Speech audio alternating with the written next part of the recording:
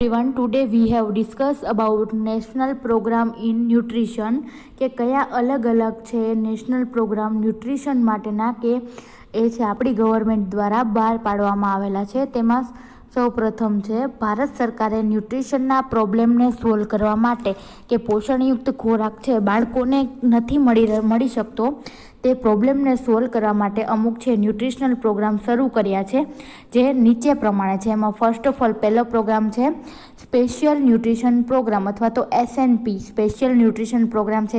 ક્યારે ચાલુ કરવામાં આવ્યો તો કે ઈસવીસન 1970ની સાલમાં। જેમાં કોને એ પ્રોગ્રામ હેઠળ બેનિફિટ્સ મળતા હતા તો એક તો 6 મહિનાથી કે 6 વર્ષના બાળકને, એક તો પ્રેગ્નન્ટ લેડી એટલે કે સગર્ભા માતાને, ધાત્રી માતા એટલે કે જે બ્રેસ્ટ ફીડિંગ કરાવે છે તેને, આ બધા શું હતા આ પ્રોગ્રામ નીચે જેને બેનિફિટ્સ મળતા હતા, જે લાભ લેતા હતા એ તો કે 6 માસથી 6 વર્ષનું બાળક, પ્રેગ્નેન્ટ વુમન, લેક્ટેટિંગ વુમન એટલે કે ધાત્રી માતા, આ 3 વ્યક્તિઓ છે તેને આની 3 ગ્રુપ છે તેને આની અંદર લાભ મળતા હતા। અને આ આખો પ્રોગ્રામ છે કોના દ્વારા ચલાવવામાં આવે છે તો કે સમાજ કલ્યાણ ખાતા દ્વારા છે આ પ્રોગ્રામ ચલાવવામાં આવે છે। અને તેને અંતર્ગત એક તો સપ્લિમેન્ટરી ફીડિંગ પ્રોગ્રામ પણ શરૂ થયો છે। અને આની અંદર શું આપવામાં આવે તો કે આ ફૂડ દ્વારા 300 કેલેરી અને 10 થી 12 ગ્રામ પ્રોટીન છે ડેઇલી બાળકને આપવામાં આવે છે, જ્યારે માતાને ડેઇલી બાળકને પૂરી પાડવામાં આવે છે, જ્યારે માતાને 500 કેલેરી અને 25 ગ્રામ જેટલું પ્રોટીન અપાય છે। અને આ સપ્લિમેન્ટ દ્વારા 1 વર્ષમાં 300 દિવસ સુધી છે આ ફૂડ છે આપવામાં આવે છે, જેને શું કહેવાય સ્પેશિયલ ન્યુટ્રિશન પ્રોગ્રામ કહેવામાં આવે છે। ધેન બાલવાડી ન્યુટ્રિશન પ્રોગ્રામ BNP એ ક્યારે સ્ટાર્ટ કરવામાં આવ્યો તો કે 1970ની સાલમાં। અને તેનું મેનેજમેન્ટ પણ કોના દ્વારા કરવામાં આવે છે તો કે સમાજ કલ્યાણ વિભાગ દ્વારા કરવામાં આવે છે, જે કોને લાભ આપે છે તો કે 3 થી 6 વર્ષનું જે બાળક હોય છે તેને છે લાભ આપે છે। તેમાં શું આપવામાં આવે છે એક તો ખોરાક વિશેનું એજ્યુકેશન અને ખોરાક આપવામાં આવે છે આ પ્રોગ્રામ નીચે। Then ICDS integrated child development scheme કે સંકલિત બાળ વિકાસ યોજના તે ક્યારે શરૂ કરવામાં આવી તો કે 1975માં શરૂ થઈ। અને તેની હેઠળ કોને લાભ મળે છે તો કે 6 વર્ષથી નીચેનું બાળક અને 15 થી 44 વર્ષની સગર્ભા માતા તથા ધાત્રી માતા એટલે કે ફીડિંગ આપતી હોય, લેક્ટેટિંગ મધર હોય તેનો સમાવેશ કરવામાં આવે છે। અને આ પ્રોગ્રામની સૌપ્રથમ શરૂઆત તે ક્યાં થઈ તો કે ગુજરાત રાજ્યમાં કરવામાં આવી છે। Then anaemia control programme SCP કે સગર્ભા માતા અને બીજું કોણ 1 થી 12 વર્ષના જે બાળકો છે તેને આનો લાભ મળે છે, જેની અંતર્ગત PSC સેન્ટરે અથવા તો સબ સેન્ટર ઉપર શું આપવામાં આવે છે આયર્નની અથવા તો ફોલિક એસિડની ગોળીઓ છે આ પ્રોગ્રામ અંતર્ગત આપવામાં આવે છે। Then 5th one vitamin A prophylaxis, એની અંદર કોનો સમાવેશ થાય તો કે જે બાળક છે 6 વર્ષનું છે તેની અંડરમાં આ પ્રોગ્રામનો સમાવેશ થાય છે। અને તેને શું આપવામાં આવે છે ઓરલી 2 લાખ ઇન્ટરનેશનલ યુનિટ જેટલું વિટામિન A પ્રોફાઇલેક્સિસ તરીકે આંખના રોગોના પ્રોફાઇલેક્સિસ તરીકે આપવામાં આવે છે। Then next programme mid day meal programme MDMP, આ પ્રોગ્રામને આપણે જે મધ્યાહન ભોજન કરીએ છીએ તે આ પ્રોગ્રામને સ્કૂલ લંચ પ્રોગ્રામ પણ કહેવામાં આવે છે, એટલે કે બપોરનું જમવાનું, જેમાં વર્ષની અંદર કેટલા દિવસ સુધી મધ્યાહન ભોજન આપવામાં આવે છે, બપોરનું જમવાનું આપવામાં આવે છે તો કે 200 દિવસ સુધી। એના ઓબ્જેક્ટિવ એના હેતુઓ કયા છે તો કે ભારતમાં ટોટલ વસ્તીનો એક ભાગ છે એ કોનો છે તો કે સ્કૂલ ગોઈંગ ચિલ્ડ્રનનો છે, અને તે મોટી સંખ્યામાં તેની ઉપર ધ્યાન રાખવાની જરૂરિયાત છે। ધેન સેકન્ડ વન બાળપણમાં ઝડપથી વૃદ્ધિ અને શારીરિક વિકાસ થતો હોય છે, તેથી સ્પેશિયલ ન્યુટ્રિશનલ કેર છે એ પૂરી પાડવામાં આવે છે કે નાના હોય બાળક ત્યારે જ તેનો શારીરિક અને માનસિક વિકાસ થવાનો હોય છે, એટલે ત્યારે પૂરતું ધ્યાન આપવાની ખાસ જરૂરિયાત જણાય છે। ધેન થર્ડ વન આ પ્રોગ્રામ દ્વારા ન્યુટ્રિશનલ એજ્યુકેશન આપવાની તક પૂરી પડે છે। હવે આ પ્રોગ્રામ હેઠળ બીજું શું આપવામાં આવે છે ન્યુટ્રિશન અને ફૂડ રિલેટેડ હેલ્થ એજ્યુકેશન છે આપવામાં આવે છે। ફોર્થ વન ન્યુટ્રિશનમાં સુધારો કરીને તેને આગળ ધપાવી શકાય છે, એટલે ન્યુટ્રિશનની અંદર શું કરવામાં આવે છે સુધારો કરવામાં આવે છે અને તે સુધારા પ્રમાણે એને આગળ ધપાવી શકાય છે। સ્કૂલ મીલ પ્રોગ્રામના સિદ્ધાંતો, એના સિદ્ધાંતો કયા છે તો કે સ્કૂલના બાળકોમાં મધ્યાહન ભોજન યોજના માટે નીચેના નિયમો કે સિદ્ધાંતો છે ધ્યાનમાં રાખવામાં આવે છે।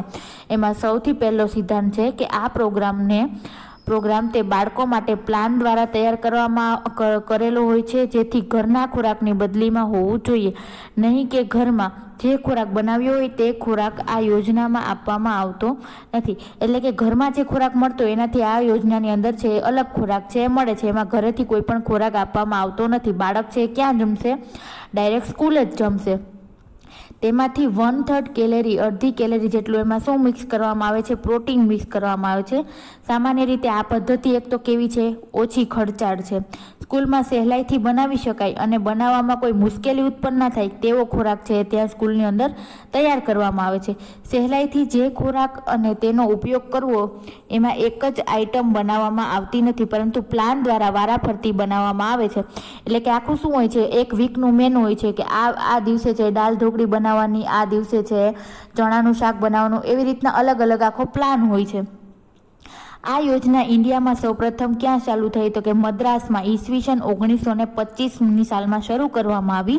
7th one national institute of હૈદરાબાદમાં મિડ ડે મીલ પ્રોગ્રામનું શું તૈયાર કરવામાં આવ્યું? આખું મેનુ કે અઠવાડિયાની અંદર શેમાં કઈ કઈ વસ્તુમાંથી આપણે સારી રીતના સહેલાઈથી નેશનલ ઇન્સ્ટિટ્યૂટ ઓફ હૈદરાબાદમાં મિડ ડે મીલ પ્રોગ્રામનું મેનુ તૈયાર કરવામાં આવે છે. એટલે કે મિડ ડે મીલ પ્રોગ્રામમાં છે બાળકોને કઈ કઈ વાનગીઓ આપવી અથવા તો કયું પોષણ મળે તે રીતના તેનું મેનુ છે એ નેશનલ ઇન્સ્ટિટ્યૂટ ઓફ હૈદરાબાદમાં છે એ તૈયાર કરવામાં આવ્યું હતું. Then 7th one national goitre programme, NGCP કે નેશનલ ગોઈટર પ્રોગ્રામ અથવા તો આયોડિન ડેફિશિયન્સી કંટ્રોલ પ્રોગ્રામ, આ તેનું બીજું નામ છે. National goitre programme and iodine deficiency control programme છે, બે સેમ જ છે, બે એક જ પ્રોગ્રામ છે. એનો હેતુ શું છે? તો કે ગોઈટરને કંટ્રોલ કરવા અને દેશને આયોડાઇન સોલ્ટ છે સપ્લાય કરવાનો, કે આયોડિન યુક્ત મીઠું છે એ બધાને મળી રહે તેનો સપ્લાય કરવાનું છે. Then baby friendly hospital initiative. હવે બેબી ફ્રેન્ડલી હોસ્પિટલ ઇનિશિયેટિવ શું છે આપણે એની અંદર જોઈએ તો કે BFHI એટલે કે બેબી ફ્રેન્ડલી હોસ્પિટલ ઇનિશિયેટિવ એ ગ્લોબલ પ્રોગ્રામ છે. એટલે આ પણ એક શું છે? એક જાતનો પ્રોગ્રામ છે. બેબી ફ્રેન્ડલી હોસ્પિટલ ઇનિશિયેટિવ એક છે પ્રોગ્રામ છે. એ કેવો છે? ગ્લોબલ. એટલે કે બધા જ આખા વર્લ્ડની અંદર તે પ્રોગ્રામ છે અત્યારે કાર્યરત છે. તે 1992ની અંદર શું કરવામાં આવ્યો? લોન્ચ કરવામાં આવ્યો, એટલે કે બહાર પાડવામાં આવ્યો, જે બ્રેસ્ટ ફીડિંગ ઉપર અને ઇનિશિયેટિવ ડિક્લેરેશનના એક ભાગ રૂપે શરૂ કરવામાં આવેલ છે. એટલે કે કોના રિલેટેડ છે? તો કે બેબીને છે બ્રેસ્ટ ફીડિંગ મળી રહે તેના રિલેટેડ ઇનિશિયેટિવ, એટલે કે અમુક જરૂરી ડિક્લેરેશનો છે, કાયદાકીય રીતના જે ડિક્લેરેશન થાય છે તેના ભાગરૂપે છે એ ચાલુ કરવામાં આવ્યો. બ્રેસ્ટ ફીડિંગના પ્રમોશન માટે, તેના પ્રોટેક્શન માટે અને સપોર્ટ માટે આ ઇનિશિયેટિવ ડિક્લેરેશન WHO અને યુનિસેફ દ્વારા પસંદ કરવામાં આવેલ છે. એટલે કે બ્રેસ્ટ ફીડિંગનું પ્રમોશન એટલે એમાં વધારો થાય, એનું પ્રોટેક્શન થાય અને બ્રેસ્ટ ફીડિંગને સપોર્ટ મળે તેના ઇનિશિયેટિવ ડિક્લેરેશન માટે કોના દ્વારા? તો કે WHO દ્વારા અને યુનિસેફ દ્વારા છે આ પ્રોગ્રામ છે પસંદ કરવામાં આવેલ છે. હવે વર્લ્ડ બ્રેસ્ટ ફીડિંગ વીક કે વર્લ્ડ બ્રેસ્ટ ફીડિંગ વીક છે એનું સેલિબ્રેશન ક્યારે કરવામાં આવે? તો કે 1 થી 7 ઓગસ્ટ મંથની અંદર છે 1 થી 7 દિવસ સુધી તેનું બેબી બ્રેસ્ટ ફીડિંગ વીક છે સેલિબ્રેટ કરવામાં આવે છે. અને વર્ષ 2001 થી 2011ને celebration of world breast feeding વીકના દશક તરીકે ગણવામાં આવે છે. એટલે કે 10 વર્ષ પૂરા થયા તેમ ગણવામાં આવે છે. બ્રેસ્ટ ફીડિંગને human right of the baby and mother તરીકે સ્વીકારેલ છે. બ્રેસ્ટ ફીડિંગ છે એને શું સ્વીકારેલ છે? કે એક માણસનો, નાના બાળકોનો એક રાઇટ છે, મધર અને બેબીનો એક રાઇટ છે, માણસનો એક રાઇટ છે, એનો હક છે એમ. બેબી ફ્રેન્ડલી હોસ્પિટલ ઇનિશિયેટિવ એ ગ્લોબલ પ્રોગ્રામ છે જે યુનિસેફ દ્વારા છે ઓર્ગેનાઇઝ એટલે કે ગોઠવણ કરવામાં આવ્યો છે. તેની અંદર ઇન્ફન્ટ ફીડિંગ માટે બ્રેસ્ટ ફીડિંગને એક્સક્લુઝિવ ડિમાન્ડ ઓફ ફીડિંગ તરીકે સ્વીકારવામાં આવેલ છે. એટલે કે બ્રેસ્ટ ફીડિંગને શું કે એક્સક્લુઝિવ ડિમાન્ડ કોની? તો કે ઇન્ફન્ટની, કે એક સારામાં સારી જરૂરિયાત તરીકે સ્વીકારવામાં આવેલ છે. માતાનું દૂધ એ બાળક માટે કેવો છે? સારામાં સારો ખોરાક છે. કોણે? આખા વિશ્વએ સ્વીકારે છે. અને WHO ભલામણ કરી કે બાળકના જન્મ પછીના 6 માસ સુધી ફક્ત ને ફક્ત શું આપવું જોઈએ? બાળકને સ્તનપાન જ આપવું જોઈએ. ત્યારબાદ પૂરક ખોરાક છે ચાલુ કરવો જોઈએ. સ્તનપાન 2 વર્ષ કે તેથી વધુ સમય સુધી ચાલુ રાખી શકાય છે. હવે બેબી ફ્રેન્ડલી હોસ્પિટલ ઇન ઇન્ડિયાની અંદર BFHIનો પ્રોગ્રામની શરૂઆત કઈ સાલમાં કરવામાં આવી? તો કે 1992માં કરવામાં આવેલ તથા નેશનલ અને સ્ટેટ BFHI ટાસ્ક ફોર્સની રચના કરવામાં આવી. ટાસ્ક ફોર્સ એટલે કે એ આખા પ્રોગ્રામની અંદર જે વ્યક્તિઓ કામ કરતા હોય એને શું કહેવાય? ટાસ્ક ફોર્સ કહેવાય. જેના દ્વારા BFHI છે એ સેલિબ્રેશન કે સર્ટિફાઈડ છે આપવામાં આવે છે. ગવર્મેન્ટ ઓફ ઇન્ડિયા દ્વારા બ્રેસ્ટ ફીડિંગના પ્રમોશન અને પ્રોટેક્શન માટે બંધારણના અમુક છે એ કાયદાઓ પણ ઘડેલા છે. તેના અમલીકરણ પર ભાર મૂકવામાં આવે છે. ધ ઇન્ફન્ટ ફૂડ એક્ટ 1992માં આ એક્ટ દ્વારા ઇન્ફન્ટ મિલ્ક સબસ્ટિટ્યૂટ અને બોટલ ફીડિંગની પબ્લિકમાં છે જાહેરાત પર મનાઈ કરવામાં આવેલ છે. કયા એક્ટ નીચે? તો કે ઇન્ફન્ટ ફૂડ એક્ટ 1992. આ એક્ટ નીચે એક તો બેબીને છે એ મિલ્ક માટે છે એ સબસ્ટિટ્યૂટ્સ અને બોટલ ફીડિંગ ઉપર શું કરવામાં આવેલી છે? તો કે મનાઈ કરવામાં આવેલ છે. એક્ટનો અમલ ન કરે તો શું કરવામાં આવે છે? તેને દંડની જોગવાઈ કરવામાં આવે છે. ઇન્ડિયામાં કેરેલા જે શું છે ફર્સ્ટ બેબી ફ્રેન્ડલી સિટી છે. ઇન્ડિયાની અંદર કેરેલા છે ફર્સ્ટ બેબી ફ્રેન્ડલી સિટી છે. ત્યાં ફર્સ્ટ ઓફ ઓલ સ્થાપના થઈ અને તથા અર્નાકુલમ છે ફર્સ્ટ બેબી ફ્રેન્ડલી ડિસ્ટ્રિક્ટ છે. હાલમાં રિસેન્ટ કોન્સેપ્ટ ચેન્જ થયેલ છે. બેબી ફ્રેન્ડલી હોસ્પિટલમાં મધર અને ચાઇલ્ડ ફ્રેન્ડલી હોસ્પિટલ શરૂ થયું છે. ઓલું છે એ માત્ર શું હતું? બેબી ફ્રેન્ડલી હોસ્પિટલ હતું. હવે તેમાંથી થોડો કોન્સેપ્ટ ચેન્જ થઈ અને શું રાખવામાં આવ્યું?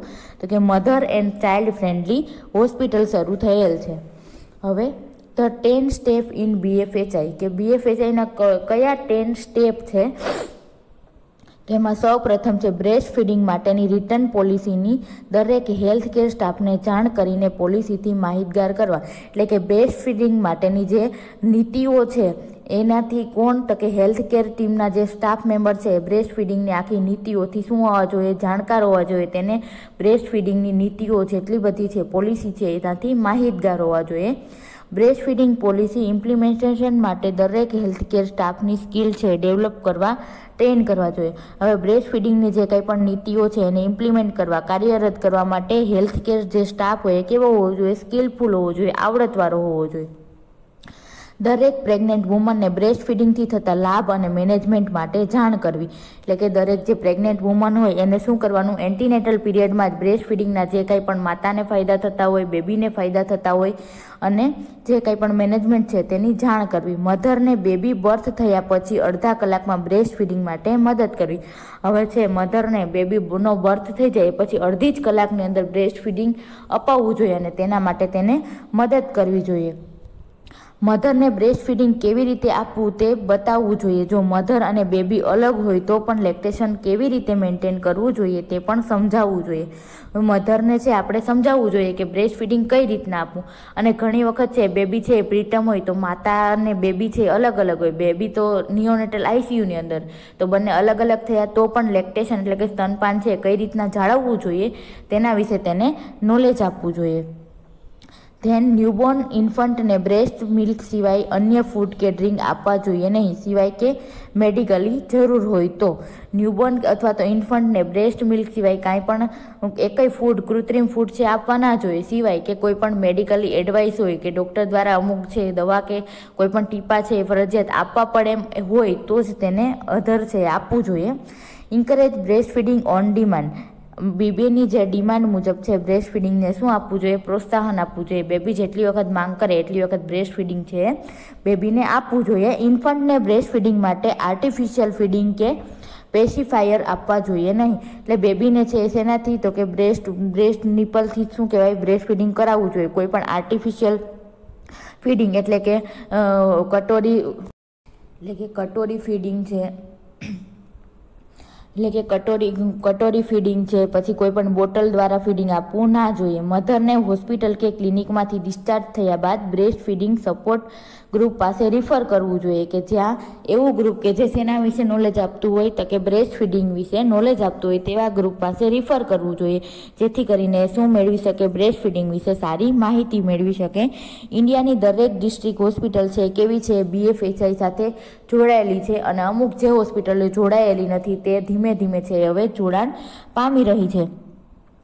અને બ્રેસ્ટ ફીડિંગ પ્રેક્ટિસના ઇમ્પ્રુવમેન્ટ માટે તે પ્રયત્ન કરે છે. ગવર્મેન્ટ ઓફ ઇન્ડિયાએ આ ટાસ્ક ફોર્સમાં યુનિસેફ, WHO અને પ્રોફેશનલ ઓર્ગેનાઇઝર્સ વગેરેનો સમાવેશ કરેલો છે. ટાસ્ક ફોર્સ એટલે કે એમાં જે કામ કરતા વ્યક્તિઓ છે કેવા હતા કે યુનિસેફમાં કામ કરે છે, WHO વાળા છે, તો પ્રોફેશનલ અધર ઓર્ગેનાઇઝેશનવાળા છે, એનો સમાવેશ થયેલ છે, જેઓ હોસ્પિટલમાં બ્રેસ્ટ ફીડિંગ પ્રેક્ટિસની ટ્રેનિંગ આપી શકે તથા દર 2 વર્ષે સર્ટિફિકેટનું રજિસ્ટ્રેશન કરે છે, જેથી બ્રેસ્ટ ફીડિંગ પ્રેક્ટિસ છે કેવી બને, સક્સેસફુલ બને અને તેની સ્ટાન્ડર્ડની છે એ ખાતરી બને.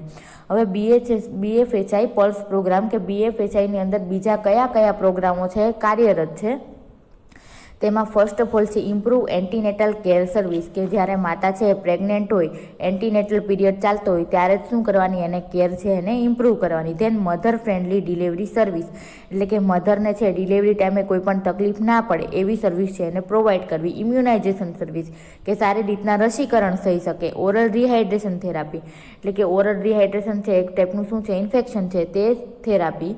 પછી promotion of health growth and good nutrition, એટલે કે સારી હેલ્થના ગ્રોથ માટે અને સારા ન્યુટ્રિશન માટે પ્રમોશનની આખો programme. Then ARI control programme, એટલે કે એક્યુટ રેસ્પિરેટરી ઇન્ફેક્શન પ્રોગ્રામ છે એના ઉપર કંટ્રોલ કરવો. ધેન ફેમિલી પ્લાનિંગ સર્વિસ, કે કુટુંબ નિયોજનની જે કંઈ પણ સર્વિસ છે એ છે બેબી ફ્રેન્ડલી હોસ્પિટલ ઇનિશિયેટિવની અંદર આ બધા પ્રોગ્રામ પણ કાર્યરત છે. હવે નેક્સ્ટ વિડીયોની અંદર આપણે new chapter unit 3 the healthy child તે સ્ટાર્ટ કરીશું.